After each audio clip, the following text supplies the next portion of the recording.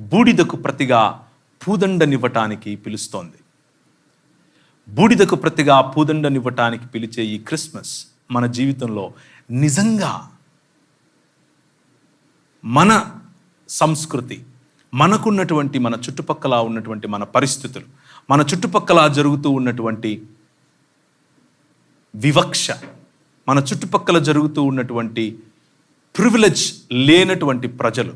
చదువు లేనటువంటి ప్రజలు, వైద్యం లేనటువంటి ప్రజలు, సంబంధాలు కోల్పోయినటువంటి ప్రజలు, రాత్రికి రాత్రి ఈ క్షణం నేను చనిపోతాను అనుకుంటున్నటువంటి ప్రజలు, విరిగిపోయిన నలిగిపోయిన మానవ సమాజం, 2 దినములైన తరువాత తిరిగి లేపుతాను అన్నటువంటి నూతనాకాశము నూతన భూమిని, పునరుత్థానం చెందినటువంటి మానవ సమాజాన్ని తయారు చేస్తాను అని చెప్పినటువంటి ఈ క్రిస్మస్ బాలుడు మనలను పునరుత్థాన సమాజంగా తయారు చేశాడు.